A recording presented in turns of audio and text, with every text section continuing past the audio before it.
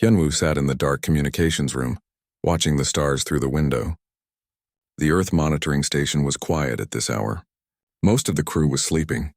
He liked the night shift because it was peaceful. No urgent messages, no emergency calls, just the soft hum of machines and the distant light of other worlds. The alarm broke the silence. Red lights flashed across his console. Hyunwoo jumped up and checked the screen. An incoming message from the outer rim. The signal was weak but clear. Someone was trying to reach Earth. He pressed the answer button. Static filled the room, then a voice spoke. It was high and soft like a bird singing, but the words were full of fear. Earth humans, please help us. We know you are dangerous. We know you are Deathworlders. But we have nowhere else to go. Hyunwoo frowned. The translator was working, but some words were wrong. He called Sujin on his radio. She was the best at understanding alien languages. Sujin arrived quickly, still wearing her sleeping clothes.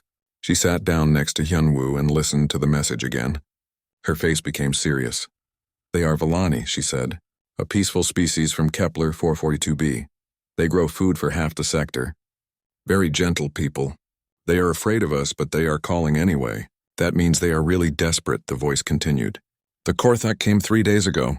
They are killing our people, taking our children. We have no weapons. We have no soldiers. We heard stories about humans. Scary stories, but also stories that say humans help the weak sometimes. Please, we will pay any price. Hyunwoo and Sujin looked at each other. The Korthak were known across the galaxy as raiders and slavers. They attacked weak worlds and took whatever they wanted. Most species just paid them to go away. Record everything, Sujin said. I need to study their language patterns. They are trying to speak in basic galactic common, but their fear is making them use wrong words. The message went on for 10 minutes. The Villani explained that 12 Korthak ships had surrounded their world. They had already destroyed 2 cities. The raiders wanted the entire population as slaves. The Villani had tried to call other species for help, but no one answered. We know humans are scary, the voice said. We know you come from a death world. We know other species fear you. But maybe that is what we need now. Maybe we need someone scary to fight the Korthak. When the message ended, Hyunwoo immediately sent it to Captain Jeho. The Indomitable was 3 days away from the Villani system. If anyone could help, it was Jeho and his crew. The reply came back in minutes. Just 2 words. We're coming. Sujin was still working on the translation when Hyunwoo's console beeped again. Another message, this time from the Galactic Trade Network. It was a news report. Breaking news from the rim sectors. The Korthak Syndicate has announced a new policy. Any world that contacts Earth for help will be made an example. The raiders say they are tired of Deathworlder interference in their business. Hyunwoo felt cold. The Korthak were not just raiding the Villani world. They were sending a message to the entire galaxy. Don't call the humans. Don't ask the Deathworlders for help. Or this will happen to you too. Sujin finished her analysis. The Villani are more afraid of us than they are of the Korthak, she said. But they called anyway. Do you know what that means? Hyunwoo shook his head. It means they think their only choice is between death and asking devils for help. They chose the devils. The night shift felt different now. The peaceful darkness seemed full of danger. Somewhere out there, gentle people were dying while raiders laughed. The Villani had reached across space to call the most feared species in the galaxy for help. Hyunwoo thought about Earth's reputation. Humans were known as Deathworlders because their planet was harsh and dangerous. Other species thought humans were violent and crazy. Most aliens were afraid to even talk to humans, but the truth was more complicated. Humans were dangerous, yes, but they were also protective. When someone asked for help, humans found it hard to say no, especially when the ones asking were weak and innocent. The Korthak probably knew this. They had chosen the Villani as targets because they knew the gentle species would call Earth. The raiders wanted to see how humans would respond. They wanted to test the Deathworlders. Captain Jeho will reach them in time, Sujin said. The Indomitable is fast and the captain is good at his job. What about after? Hyunwoo asked. Even if we save the Villani, the Korthak will just attack someone else.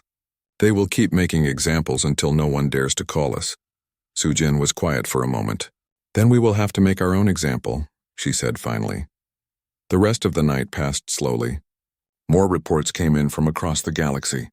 The Korthak were broadcasting their attack on the Villani world. They were showing the destruction to other species as a warning. The message was clear. This is what happens when you call the Deathworlders. But something else was happening too. Despite the fear, despite the warnings, other species were starting to send their own messages to Earth. Quiet, desperate calls for help. The galaxy was full of gentle species like the Villani, and they all had enemies like the Korthak. When the morning shift arrived, Hyunwoo gave them his report.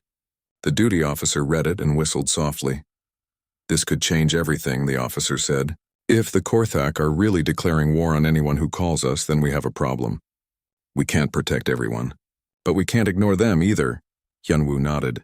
He understood the problem. Humans had a weakness that their enemies knew about. They could not watch innocent people die without trying to help. It was just the way humans were built. The Villani had called Earth because they had no choice. But their call was about to start something much bigger than a simple rescue mission. The galaxy was about to learn what happened when someone threatened beings under human protection. And the cost of that lesson would be paid in blood. The Indomitable moved through space like a hunting shark. Captain Jeho stood on the bridge watching the stars ahead. In 6 hours, they would reach the Villani system. In 6 hours, they would face 12 Korthak raiders. Minho worked at his station, studying enemy ship patterns on the main screen. The tactical officer had been analyzing Korthak fighting methods for the past 2 days. His report was not encouraging. The Korthak have positioned their ships around the planet, Minho said. They are not trying to hide. They want everyone to see what they are doing. This is not just a raid. This is a show. Captain Jeho nodded. He had been thinking the same thing. The Korthak could have attacked the Villani world and left quickly.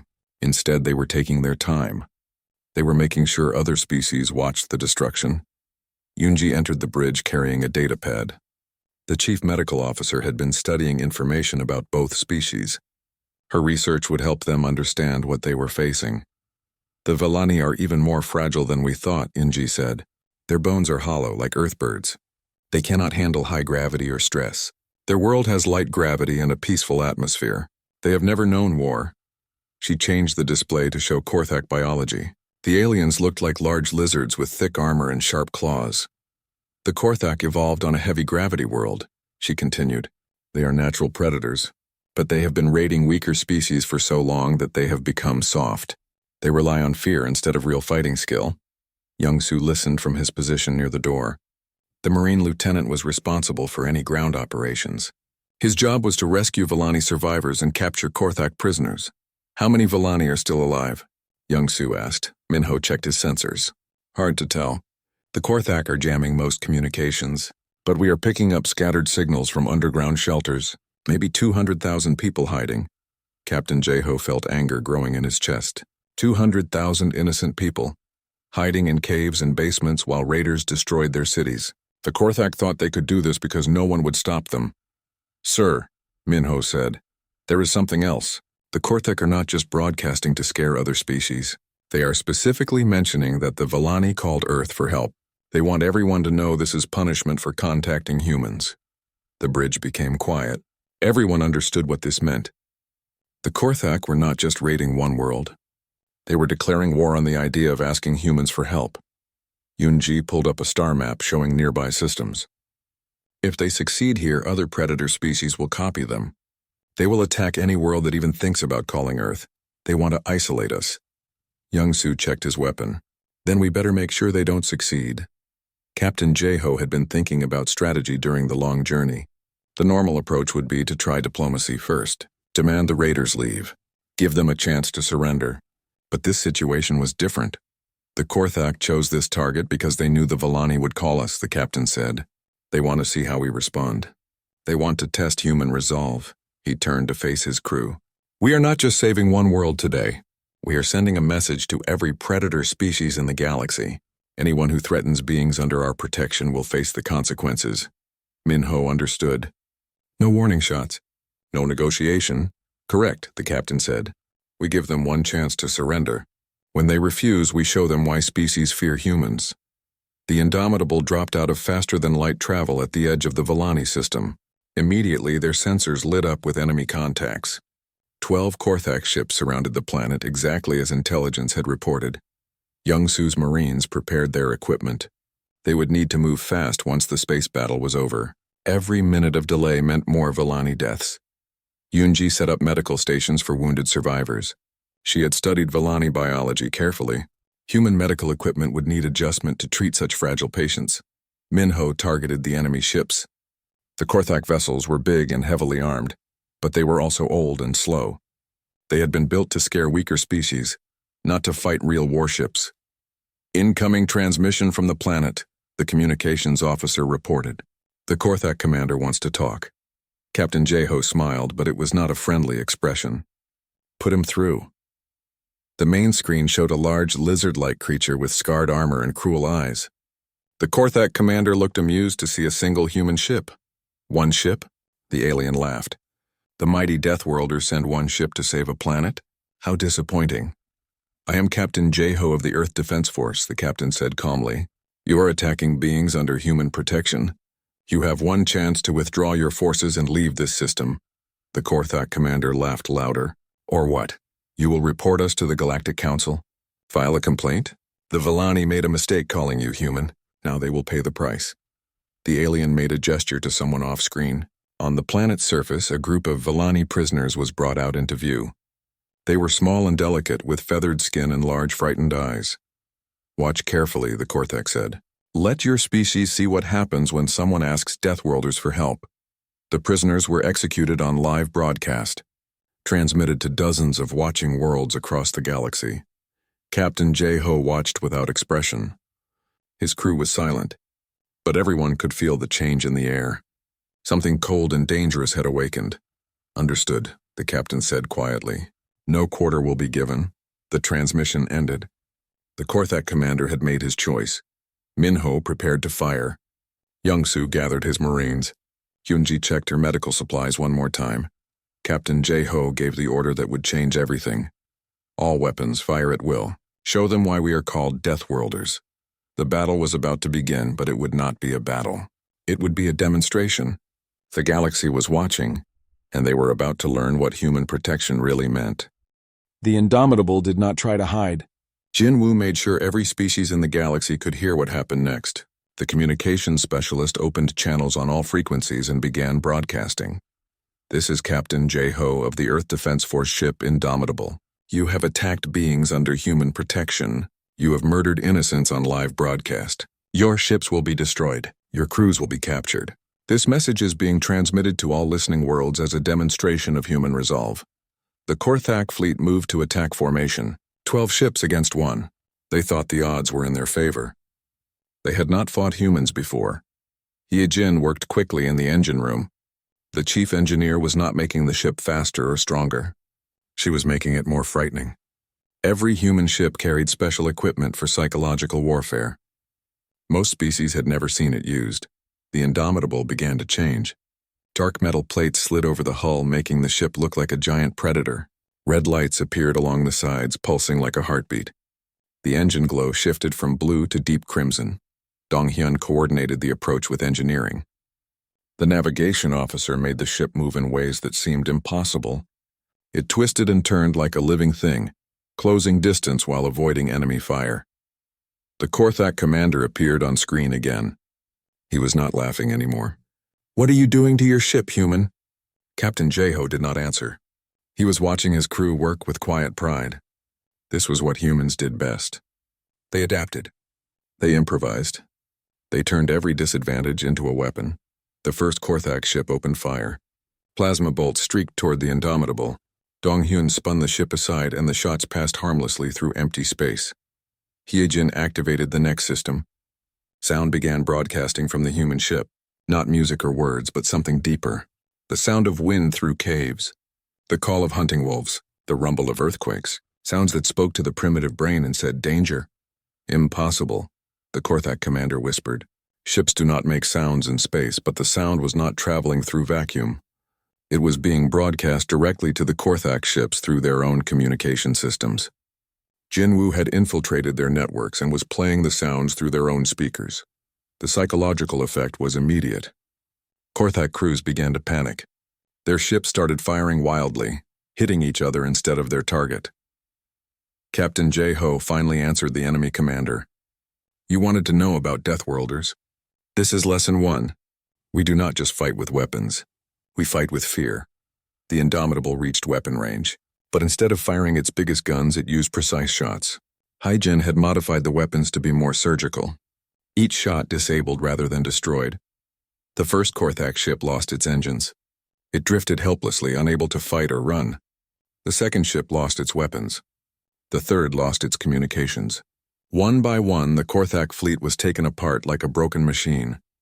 Jinwoo continued broadcasting to the watching galaxy. The Korthak Syndicate chose to make an example of the Volani people. They executed prisoners to show what happens when someone calls Earth for help. Now Earth is making its own example. The battle was not really a battle. It was a lesson in human methods.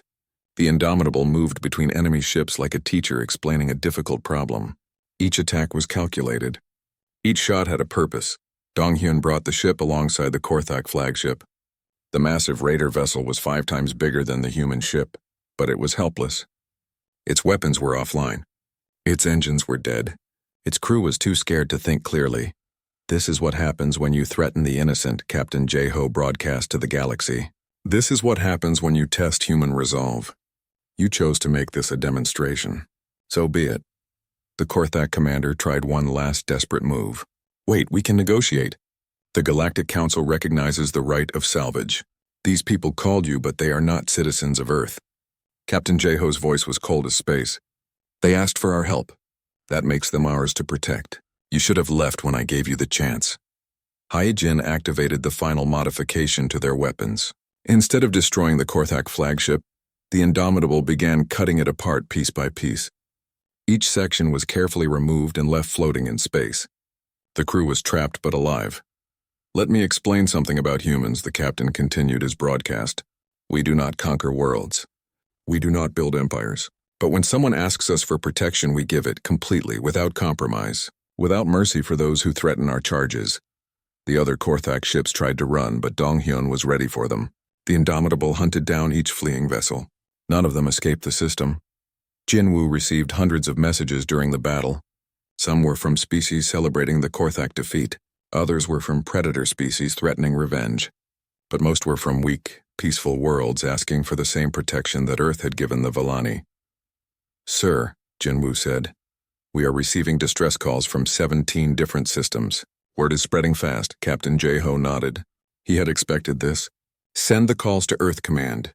This is bigger than one ship now. The battle was over, but the war was just beginning. The galaxy had seen what human protection looked like. Some species were terrified. Others were hopeful. But everyone understood that something fundamental had changed. Young Su and his Marines prepared to land on the planet. They would rescue the surviving Volani and begin the long process of rebuilding. But that was the easy part. The hard part was what came next. The galaxy now knew that humans would fight for anyone who asked. But they also knew that humans would never stop hunting those who threatened their charges. All enemy vessels disabled, Minho reported. No human casualties. Volani rescue operations can begin. Captain Jeho looked at the disabled Korthak fleet floating around them. Leave them here. Other predator species need to see what happened. They need to understand the price of testing us. Jinwoo continued broadcasting to the galaxy. The Volani people asked Earth for help. Earth answered. This is what human protection means. This is what it costs to threaten those under our care. Choose your actions accordingly. The message was sent. Now they would see how the galaxy responded. The refugee ship stretched across space like a long silver chain. A young coordinated the evacuation from the command center on the Indomitable. 200,000 Volani survivors needed new homes. The logistics coordinator had never handled anything this large before. Transport Ship 17 is at full capacity, she reported to Captain Jeho. We need 12 more ships to move everyone safely. The captain nodded. Earth Command had already sent additional vessels, but they would take days to arrive. The Volani could not stay on their damaged world much longer. The Korthak attack had poisoned the atmosphere and destroyed the farming systems. Sungmin worked with small groups of Volani in the ship's converted cargo bay. The psychologist was trying to understand what had really happened during the attack. His interviews were revealing disturbing information. They knew, a Volani elder told him through the translator. The Korthak knew we would call Earth. They said it many times during the attack. They said they were waiting for the Deathworlders to come. Sungmin made notes on his pad. This was the 15th survivor who had said the same thing. The Korthak had not attacked the Vellani world for slaves or resources. They had attacked it to draw out humans. Taewan observed the refugee operations from the bridge. The junior officer was new to space, but he was learning quickly how complicated human interventions could be. Saving people was just the beginning of the problem. "Sir," Taewan said to Captain Jeho, "Earth Command is reporting new situations across the galaxy. 47 species have sent distress calls since our battle with the Korthak, but 32 predator species have also accelerated their attacks." The captain studied the galactic map. Red dots showed worlds under attack. Blue dots showed worlds requesting human protection. There were far more dots than human ships to respond to them. Nayoung finished another evacuation calculation. "At current rates, we need 6 months to relocate all the Vellani refugees. But Captain, we are receiving requests from other species too. The Zentari from Proxima 7, the Milani from the Outer Rim. They all want the same protection we gave the Vellani." Sungmin joined them on the bridge with his report. His face was troubled. "Captain, I need to brief you on what I discovered. This attack was planned specifically to test human response. The Korthak deliberately chose the Vellani because they knew this species would call for help.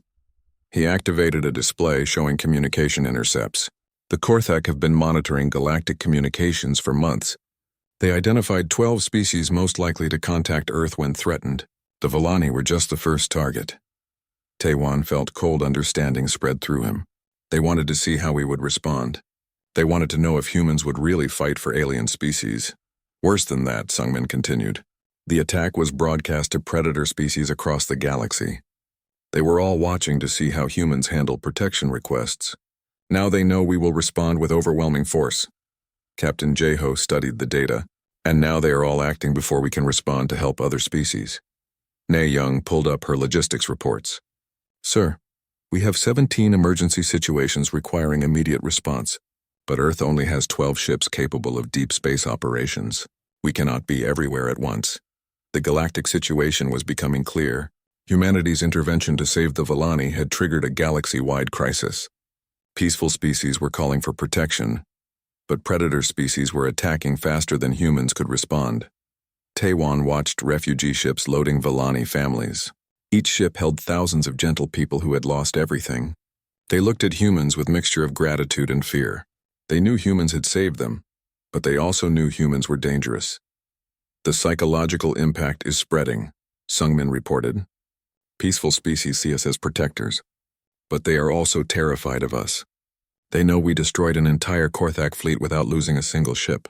That kind of power scares everyone, even the people we save." Nayoung received another update from Earth Command. "Sir, the situation is getting worse. 3 more systems have gone dark. We think the Malthek Confederation is moving against anyone who sent messages to Earth."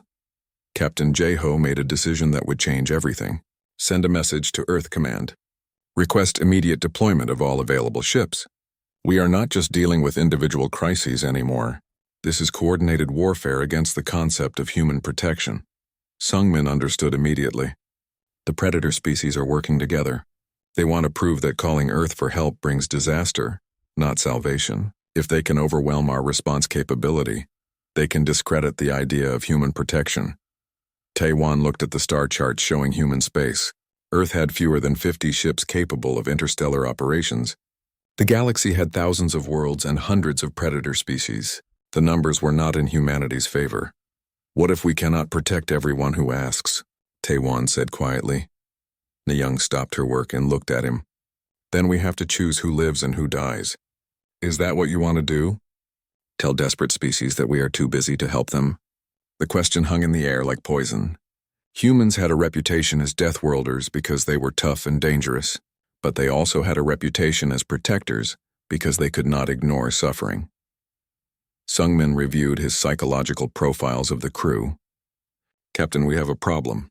Human psychology makes us vulnerable to this kind of attack. We cannot ignore genuine calls for help. Our enemies know this and are using it against us. Every time we save one species, 3 more ask for help," Nayoung added.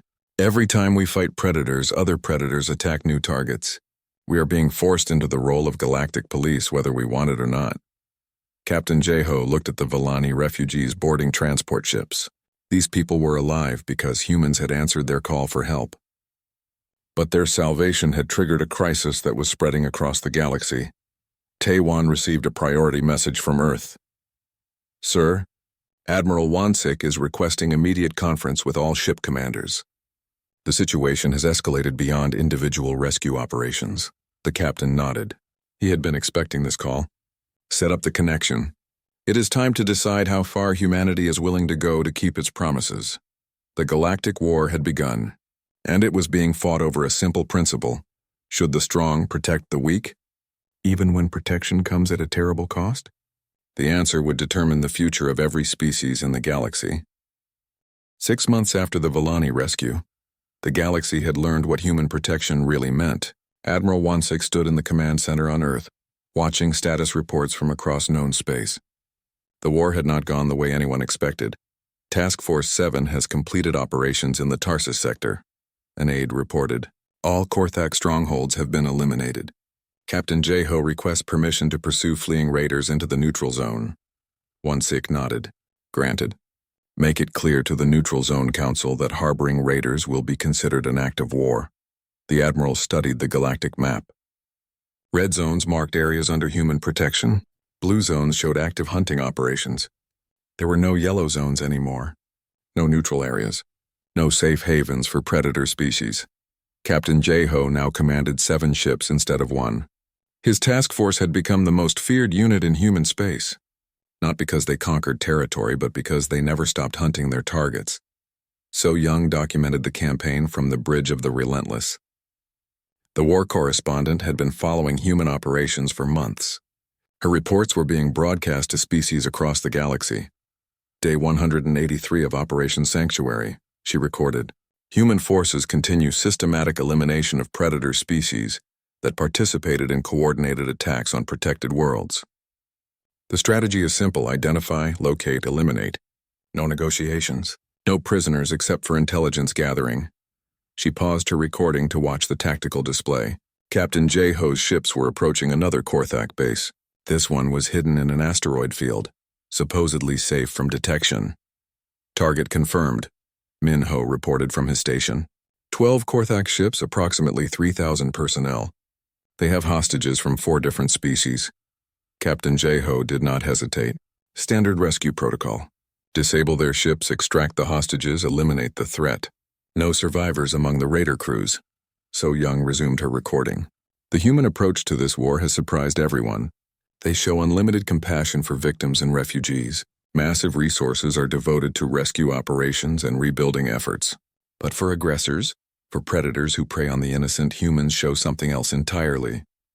The battle was over in 20 minutes.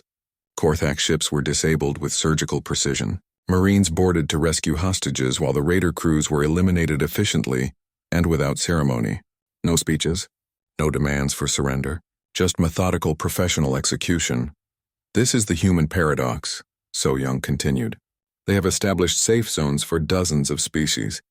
Refugee populations that once numbered in the millions are now thriving in human-protected space. The Villani have new colonies and are growing food again. The Zentari have rebuilt their cities. The Milani have schools for their children. She watched rescue teams carefully evacuating alien hostages. Human medics treated each species according to their specific needs. Translators helped frightened civilians understand they were safe now. But the predator species that started this war are learning a different lesson. Humans do not just defeat enemies. They hunt them, patiently, systematically, across the galaxy if necessary. Admiral Wansik received reports from 12 different task forces. Each one was tracking a different predator species. The Malthek Confederation, the Vorthan Empire, the Razor clans. All of them had participated in the coordinated attacks 6 months ago. Admiral, an aide said, the Galactic Council is requesting another ceasefire negotiation. They say human operations are destabilizing entire sectors. Wansik considered this. What is the status of species under our protection? All secure, sir. 0 successful attacks on protected worlds in the past 90 days. Then we continue operations. The Council can negotiate with the predator species if they want. Tell them to convince raiders to stop attacking innocent worlds. Back on the Relentless, Captain Jeho prepared for the final phase of their campaign. Intelligence had located the main Korthak command base in their home system. The raiders thought they were safe behind massive defensive installations. "Sir," Taiwan said, "the Korthik homeworld has orbital platforms, minefields, and defensive fleets. This will not be easy." Captain Jeho smiled. "Easy is not the point. The point is to finish what they started." So Young prepared her final report as the human fleet approached the Korthak system. After 6 months of hunting, human forces have tracked the original raiders to their source. This is not about territory or resources. This is about completing a promise. The siege of the Korthak homeworld took 3 months. Human ships did not try to break through the defenses quickly. Instead, they methodically dismantled every piece of military infrastructure. Orbital platforms were destroyed one by one. Defense fleets were eliminated ship by ship. The psychological impact was devastating.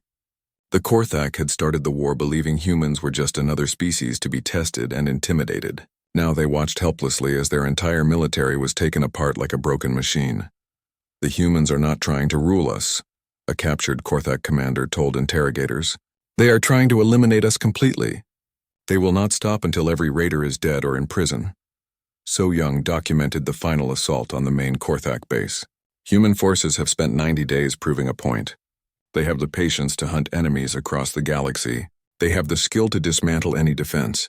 Most importantly, they have the will to finish what their enemies started. When the last Korthak stronghold fell, Captain Jeho sent a message to the galaxy.